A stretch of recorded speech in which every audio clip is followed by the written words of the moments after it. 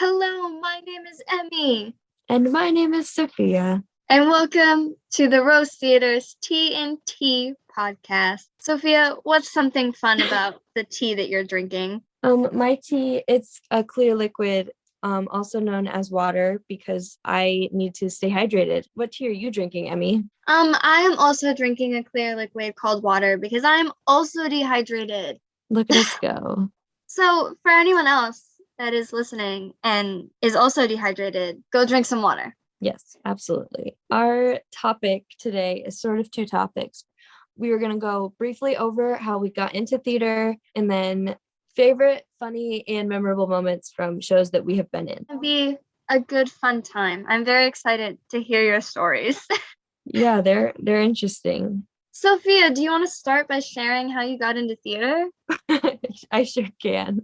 It's not a very exciting story. I took camps at the Rose when I was little. I've always been into singing, but I never when I was little wanted to do it in front of anybody. But then eventually I started vocal classes and I got into dance. I did clogging for a really long time and then tap, and I'm pretty terrible at every other kind of dance, but I did everything else just so I had a little bit under my belt. I got into the Rose Brigade when I was in 7th grade, which just does a lot of like pre-shows for main stage shows. I did that for 2 years. And then I was in high school. I did 2 shows at my school. I did 2 other shows at the Rose and started the internship.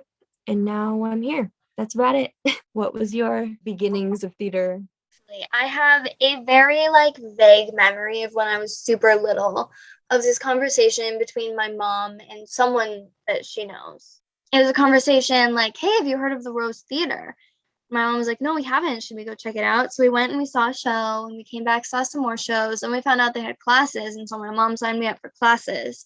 Loved it so much. So I just kept doing classes like every summer. And I did a lot of the production summer camps. My first one was Charlie and the Chocolate Factory. It's like Tales of Arabian Nights and Witches and Grease the Musical. And I also did Conservatory Frankenstein 2020 when it was on Zoom. That was very interesting, but it was also very fun. I've also danced at a studio since I think it was 4th grade. I was doing gymnastics beforehand, but I found out very quickly that that wasn't my forte and switched to a dance studio.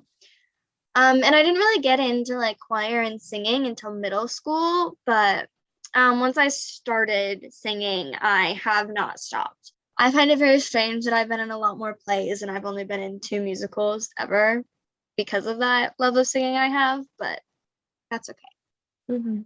Yeah, so that's about it. Okay. I forgot one thing about mine. I also started Shakespeare camp when I was probably like 5th or 6th grade. I did that for, I want to say 4 or 5 years, until the management changed and I stopped doing it then. But that I think has taught me like the most is going to that camp every year. And I just like adore Shakespeare now, and I love all of his work and stuff. And I've been in so many like random Shakespeare plays and adaptations. So like that was a big part that I skipped in my little introduction. Well, that is super cool. So I'm glad you shared that. I will say, as I got into high school, I haven't been able to do as much theater, but I'm very excited to try to do more of it in college because the colleges that I'm interested in have all said, like, "Oh, we have like 20 something productions a semester." And so Yeah. Sophia, do you want to start by sharing your first funny, fun, memorable story from your time in theater? Yeah. Okay, so mine are all like low-key embarrassing. But I feel like sometimes like that's the most memorable thing. And I also think that it's fun to laugh at myself now. So yeah, we'll just get right into it.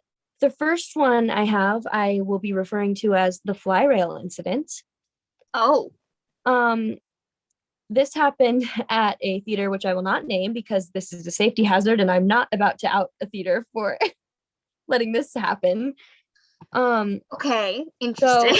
So I was in a show and we were doing just a scene. It was in between like two big musical numbers. And it was preview night. So it was the first time we'd done it in front of an audience that wasn't like directors and all of that stuff, but it was still like a pretty small audience. And I happened to be off stage, and probably like half the cast was on stage at the time. And they had somebody who had never done fly rail on the fly rail, No. which is completely unsafe. And they should not have done that. And so during this scene, all of a sudden, these banners come flying in from the sky, whatever, that are not supposed to be there. And not only do they fly in, one of them hits so the set had a really tall piece in the back, and one of them hits the set piece and snaps in half. And then there's just these two like sides of this wooden pole swinging across the stage really low. Like they hit the set because they fell way lower than they were supposed to be. And they just didn't go back up. Like she didn't pull the thing to make them go back into the sky. And it was preview night. Now, it being preview night, we should have stopped because it was unsafe. And two of the people were really close to it. They literally could have been hit. I was backstage and I was sort of like near the crossover, and a lot of the commotion was happening in the crossover, like set pieces were falling. So that was like kind of scary. But of course, we did not stop the show because the show must go on. So we continued as if nothing happened. And we just didn't use that fly rail anymore, just for those couple banners, because one of them sure did snap in half right before opening, and we didn't fix it. But also, they kept that girl on the fly rail for the remainder of the show. No. So that was a good time. Didn't. No. Yeah, she sure ran for fly rail for the entire run. For like 25 shows. That's awful. Mm-hmm. All right. I feel like there's a teachable lesson here. The show must go on. Except. Yes. Yeah. Except when people are in danger. I feel like that's a thing that doesn't get acknowledged enough. The show must go on, except because there are exceptions to every rule. Anyway. Yes. So my first one is also kind of a safety hazard. So I was in a production where we did swing dancing. So we did a lot of like tricks and lifts with our dance partner. And we did one move where I like went feet first into the air and like rolled over his back to get to the other side of him. We did that move like I think like 3 times. Oh my. In one dance scene. And so we did lift and trick checks before every show. And this wasn't like in a show. This happened during one of the trick checks before the show. But he dropped me. Oh no. It's terrible. Thankfully, I had enough momentum on my own that I was able to get all the way around him and land on my feet, because I landed feet first. My feet was the thing that hit the ground first every time. But I landed and I was like, dude. I was like, you can't do that. You have to hold on until like, because he like had to like wrap his arms like around his back and keep hold of me until like I left his arms, and he just like let go.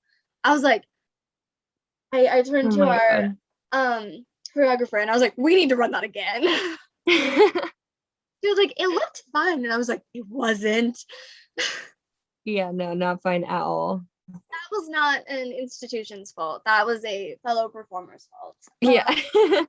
And I yelled at him enough that he fixed it during the show and for the rest of the run. So it was good. Oh my god. What other fun, memorable stories do you have? This one was embarrassing for the whole cast. And this was the only time that I remember that I ever like froze and just completely choked up on stage. So I was in a production of It's a Wonderful Life at the Rose. Mm-hmm. And our wonderful Clarence, his name was Wayne. He is incredible. I don't know what happened, but when he was saying his lines, he happens to skip. Like, okay, so in the intro, we all would say like one line at a time, and we would kind of like popcorn around. Well, instead of saying his first line, he accidentally said his last line. So we ended up skipping like half the intro. And as that was happening, some of us were saying our second line because some of us were going in order of our lines, just knowing who we went after. And some of us were trying to just keep it going and get in the correct line that came after his second line, even though he shouldn't have said the second line, but like, you know, we all do stuff like that all the time. But it being the intro was just so strange. And we popcorned around for a little bit, and we got to, at the end of it, me and my castmate Ella were supposed to say these two lines, and she would leave, and then I would leave and follow her. Well, this time she said her line and she left, but I was like, oh my God, like, I don't think I said my other line. Like, what happened to it? Because I was still processing this. This all took place in like 20 seconds. And I literally just stood there for like a good 5 seconds trying to figure out like what I was supposed to say. And I found my line and I left and whatever. It was great. But like, it was weird because I had never had that kind of moment before. And everybody else in the cast assured me, they were like, nobody could tell you freezed up. I was like, I don't believe you, because I know that the look on my face was just like pure confusion. Yeah, sometimes when like something like kind of minor, but like also like can make a huge impact goes wrong, and it can like fixing it can go multiple ways. It can be tough to like actually get it fixed. So fair. Yeah. Okay, so I was in a production where I had a super fast quick change. Literally, I had a light change to it. The show is Grease, so I had a light change to pull my pink lady's jacket off, tuck my skirt in, and put this like over nightgown on and get back out on stage. Because the scene before was like a scene in the school, so every single cast member was on stage. And then we left, and the scene immediately was the Pink Ladies and Sandy sleepover.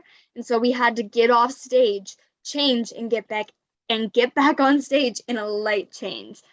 Oh God. And there was one time that someone ran off stage and stopped in front of my costume, so I couldn't grab it. I was like, move! You're in my way. I need my costume.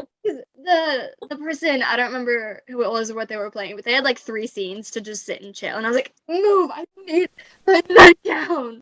And it was just like it ended up being fine. I got back out on stage in time, but I was like, and it was just, yeah. No, moments like that are like so mortifying, and I swear they like when you play them back in your head, they go like so slow and so fast at the same time. Mm-hmm. What else do you have? Okay, I have one more.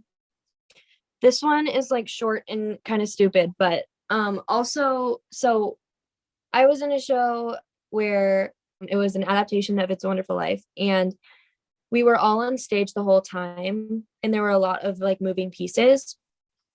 So one of my jobs was to move this lamppost, and it was on wheels and it was great, whatever. And there was one scene that was like very it was tense, and the characters were yelling on the stage, and it was like stressful. And then I had to get up at the end of that when the actor left, and I had to get up and kind of follow him to the lamppost, and then I had to take it off with me just as like a little transition into like a different scene. Mm-hmm. Well, I apparently, because we were on stage the whole time, we had like water bottles, and there were moments where, I mean, obviously you while you're on stage, you're trying to be as present as possible, but there's moments where that doesn't happen. Yeah. And that happened this night. And I saw him walking in the direction of the lamppost. And I thought, oh, this is my cue. So I get up from my chair really fast. I fall under the lamppost. And I realized about halfway there, I'm like, this isn't the line when I grabbed the lamppost. So then I'm just standing by the lamppost after I just like chased him down the stage. And I was like, I need to go sit back down. So I literally got up, chased him. And then I walked quickly back to my seat by myself and sat down and pretended like nothing happened. Yeah. I mean, that sounds like a good way to handle it. So that was embarrassing. Yeah, I guess so. But it was just the weirdest thing. You know, I'm sure the audience made some conclusions. I'm sure they were like, why did she just stand up real quick and chase him down the stage just to sit back down again? It made zero sense.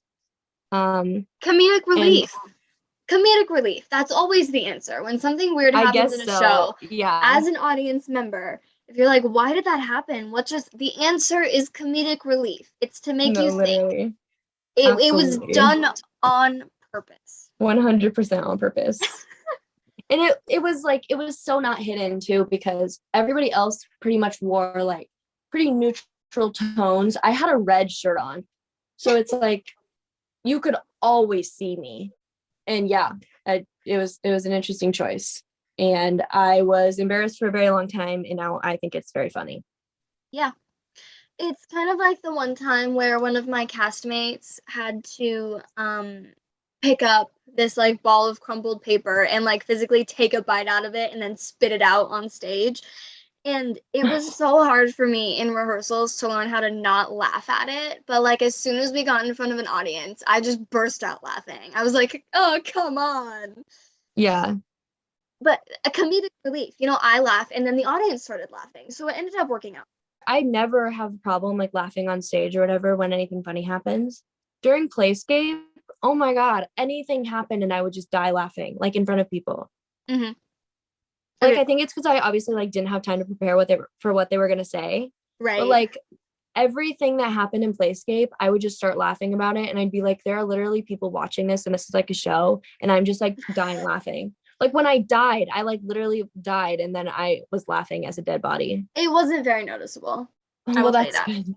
Well, it was wonderful getting to hear all of your fun/funny/memorable stories, Sophia. They were great. And I loved to hear yours. Thank you. That is all for our TnT segment today. Be sure to check in I believe it's 2 weeks for the next podcast. If it's not 2 weeks, it's either 3 or 4. So you'll be able to figure out what it is in 2 weeks.